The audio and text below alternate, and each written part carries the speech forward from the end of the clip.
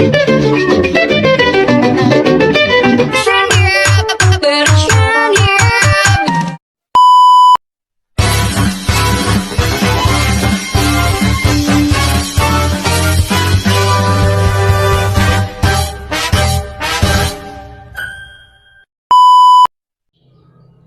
semuanya, pada video ini kita akan membahas bersama tentang pengantar pendidikan Pancasila. Dalam pengantar pendidikan Pancasila terdapat 4 pokok bahasan. Yang pertama, konsep dan urgensi pendidikan Pancasila. Yang kedua, menggali sumber historis, sosiologis, yuridis, dan politik pendidikan Pancasila. Yang ketiga, membangun argumen tentang dinamika pendidikan Pancasila. Yang keempat, mendeskripsikan esensi dan urgensi pendidikan Pancasila untuk masa depan. Yang pertama, kita akan bahas tentang konsep dan urgensi pendidikan Pancasila. Konsep pendidikan Pancasila dapat dilihat melalui beberapa perspektif. Yang pertama adalah perspektif historis. Pendidikan Pancasila mencerminkan evolusi nilai dan ideologi nasional Indonesia seiring perubahan zaman. Awalnya diorientasikan untuk membangun kesadaran nasional dan persatuan di era kemerdekaan, lalu mengalami pergeseran selama masa Orde Baru, dan setelahnya menekankan prinsip demokrasi dan hak asasi manusia di era reformasi. Yang kedua, perspektif sosiologis. Dari perspektif ini, pendidikan Pancasila berfungsi sebagai sarana sosialisasi nilai-nilai kebangsaan dan norma-norma masyarakat. Ini membentuk identitas sosial dan solidaritas di antara warga negara. Yang ketiga, perspektif yuridis. Dari segi yuridis, pendidikan Pancasila mencerminkan upaya negara dalam menegakkan ideologi Pancasila sebagai dasar negara. Hal ini tercermin dalam hukum dan regulasi yang menetapkan pendidikan Pancasila sebagai bagian integral dari sistem pendidikan nasional. Yang keempat, perspektif politik. Dari perspektif ini, pendidikan Pancasila memiliki peran penting dalam membentuk pemikiran politik dan partisipasi warga negara. Ini dapat menjadi instrumen untuk mendukung pembentukan warga negara yang aktif, kritis, dan memiliki kesadaran politik. Berikut adalah urgensi pendidikan Pancasila dapat dilihat melalui 2 pendekatan, yakni pendekatan institusional dan pendekatan sumber daya manusia. Pendidikan Pancasila dengan pendekatan institusional penting untuk membangun nilai-nilai kebangsaan secara menyeluruh di lembaga-lembaga pendidikan. Sementara itu, pendekatan sumber daya manusia membantu mengembangkan pemahaman dan penerapan nilai-nilai Pancasila pada tingkat personal, serta memperkuat kesadaran individu terhadap moralitas dan keadilan. Keduanya bekerja bersama-sama untuk menciptakan warga negara yang berkarakter dan berkontribusi positif dalam masyarakat. Pokok bahasan yang kedua yakni menggali sumber historis, sosiologis, yuridis, dan politik pendidikan Pancasila. Yang pertama, sumber historis pendidikan Pancasila dapat mencakup dokumen-dokumen sejarah, pidato-pidato tokoh pendiri, serta tulisan-tulisan yang berkaitan dengan pembentukan dan implementasi nilai-nilai Pancasila dalam sistem pendidikan.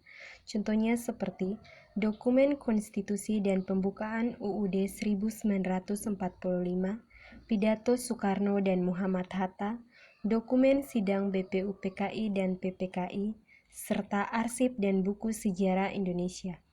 Sumber-sumber ini dapat memberikan pemahaman mendalam tentang sejarah dan evolusi pendidikan Pancasila sejak masa awal pembentukannya. Yang kedua, sumber sosiologis pendidikan Pancasila. Merujuk pada sumber-sumber yang melibatkan analisis dampak nilai-nilai Pancasila dalam masyarakat. Beberapa sumber sosiologis mencangkup jurnal sosiologi pendidikan, buku-buku sosiologi pendidikan di Indonesia, wawancara dengan sosiolog, serta dokumen kebijakan pendidikan. Dengan merujuk pada sumber-sumber ini, kita dapat memahami bagaimana nilai-nilai Pancasila berinteraksi dengan dinamika sosial dan bagaimana implementasinya memengaruhi masyarakat dalam konteks sosiologis. Yang ketiga, sumber yuridis pendidikan Pancasila. Untuk dapat menggali sumber yuridis pendidikan Pancasila, dapat diperiksa melalui berbagai dokumen hukum dan kebijakan yang mengatur implementasi nilai-nilai Pancasila dalam sistem pendidikan. Sumber yuridis meliputi UUD 1945, Peraturan Pemerintah, Keputusan Menteri Pendidikan dan Kebudayaan, Keputusan Mahkamah Konstitusi.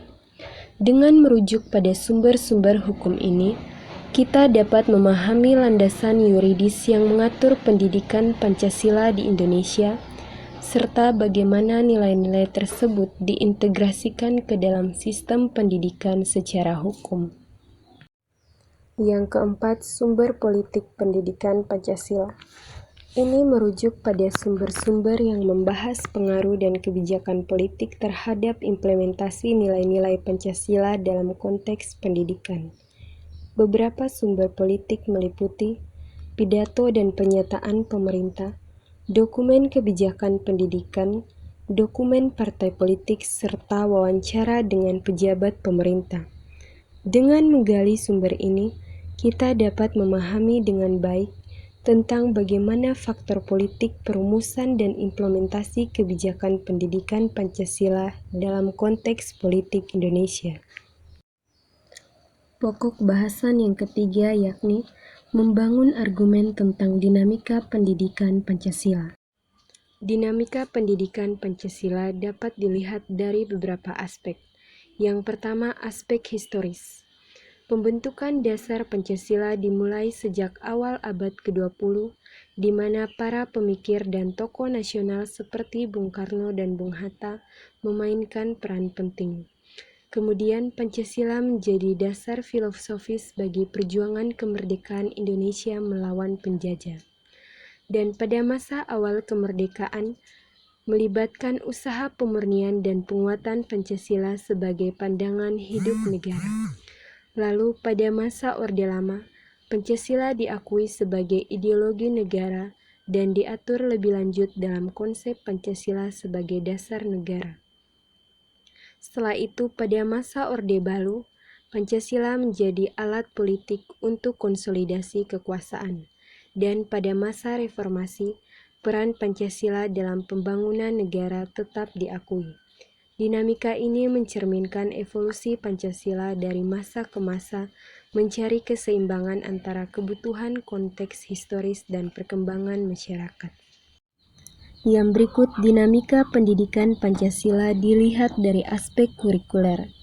Ini melibatkan penyesuaian dan pengembangan materi pembelajaran yang mencerminkan nilai-nilai Pancasila. Ada beberapa poin yang mencakup aspek kurikuler. Yang pertama, pendekatan interdisipliner. Yang kedua, pengajaran nilai-nilai Pancasila. Yang ketiga, penguatan karakter. Yang keempat, pembelajaran partisipatif. Yang kelima, penekanan pada kebinekaan. Yang keenam, aktualisasi nilai-nilai dalam konteks global, serta evaluasi berbasis kompetensi. Dinamika ini mencerminkan upaya untuk menjaga relevansi dan efektivitas pendidikan Pancasila sesuai dengan tuntutan zaman serta kebutuhan dan perkembangan masyarakat. Yang terakhir dari aspek metodologis. Ini mencangkup pendekatan pengajaran dan metode pembelajaran yang digunakan untuk mentransmisikan nilai-nilai Pancasila. Berikut beberapa poin terkait, yakni pembelajaran kontekstual, diskusi dan dialog, studi kasus, simulasi, proyek kolaboratif, pembelajaran berbasis masalah, serta pendekatan inklusif. Dengan mengadopsi metode pembelajaran yang inovatif dan sesuai dengan kebutuhan siswa, dinamika metodologis dalam pendidikan Pancasila bertujuan untuk meningkatkan pemahaman dan penerapan nilai-nilai tersebut dalam kehidupan sehari-hari. Yang berikut kita akan lihat tantangan pendidikan Pancasila dari aspek ideologis. Tantangan ini muncul karena adanya variasi interpretasi terhadap prinsip-prinsip Pancasila seperti keadilan sosial, demokrasi, atau hak asasi manusia. Yang kedua, dari aspek teknologis. Ini melibatkan integrasi nilai-nilai Pancasila dengan perkembangan teknologi. Misalnya, perlu adanya upaya untuk memastikan bahwa penggunaan teknologi dalam pembelajaran tidak menggeser nilai-nilai kearifan lokal dan kebersamaan yang dianut oleh Pancasila. Yang terakhir, tantangan pendidikan Pancasila dari aspek generasional. Ini mencangkup pemahaman dan penerapan nilai-nilai Pancasila yang relevan bagi setiap generasi. Menyampaikan pesan-pesan Pancasila dengan cara yang dapat dicerna oleh generasi muda, serta menjaga agar nilai-nilai tersebut tetap relevan dan dapat diintegrasikan dalam kehidupan sehari-hari. Pokok bahasan yang terakhir yakni mendeskripsikan esensi dan urgensi pendidikan Pancasila untuk masa depan. Yang pertama, esensi pendidikan Pancasila untuk masa depan, yakni sebagai pembentukan karakter, pengenalan ideologi negara, serta penghargaan terhadap keberagaman. Yang kedua, urgensi pendidikan Pancasila untuk masa depan. Yang pertama, penguatan jati diri bangsa. Yang kedua, pencegahan ekstremisme dan radikalisme, serta pembangunan sosial dan ekonomi yang berkelanjutan. Yeah, yeah, yeah, yeah, yeah, yeah, yeah. Oh, today I don't